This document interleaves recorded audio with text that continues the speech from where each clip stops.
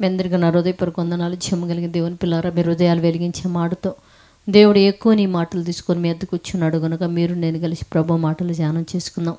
ప్రభు మాటలు ధ్యానం చేసుకోబోయే ముందు రాత్రి కాలం మిమ్మల్ని, మీ కుటుంబాన్ని, మమ్మల్ని, సంఘాన్ని, భూమి మీద ఉన్న ప్రతి బిడ్డను జ్ఞాపకం చేసుకొని ఎన్నో మేలులు ఉపకారాలు చేసిన దేవుడికి, మన ప్రభు మన రక్షకుడు యేసుక్రీస్తు వారి నామములు శిరస్సు వంచి వందనాలు స్తుతులు తెలియచేసుకుంటూ ప్రార్థనించి దేవుని పిల్లలు, ఈరోజు మన ఆత్మలకు ఆహారంగా దేవుడు ఏ మాటలైతే నియమించాడో ఒక్కసారి వాటిని మనం ధ్యానం చేసుకోగలిగితే 2 తెస్సలోనిక పత్రిక 3వ అధ్యాయం 13వ వచనంలో ఒక మంచి మాట రాశాడు దేవుడు. సహోదరులారా, మీరైతే మేలు చేయుట యందు ఇసుకోవద్దు.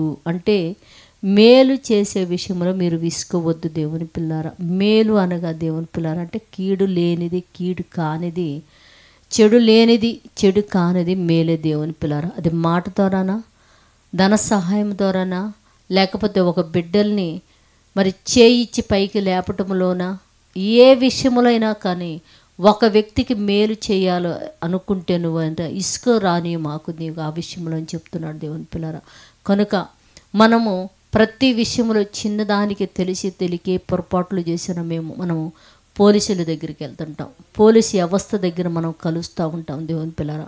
కనుక పోలీసులు ఇసుక మేలు చేసే విషయంలో బిడ్డలు ఒక మేలు జరిగించే విషయంలో ఇసుక అనేది లేకుండా మంచి మనసు వాళ్ళు కలిగి ఉండాలని ప్రార్థించిద్దాం. పరిశుద్ధుడా, జీవము కలిగిన మా పరలోకపు తండ్రి నైనా, నీ కృప కలిగిన నామానికి వందనాలు నైనా. పోలీసు వ్యవస్థను మీరు, మా దేశంలో ఉన్న పోలీసు వ్యవస్థలు మీరు జ్ఞాపకం చేసుకోండి తండ్రి.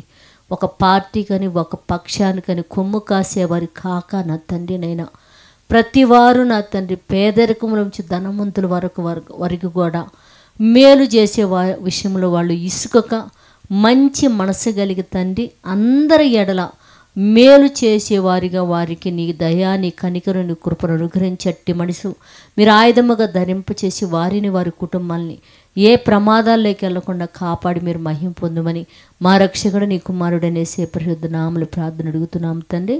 ఆమెన్. మీ అందరికీ నా హృదయపూర్వక వందనములు, ధన్యవాదాలు.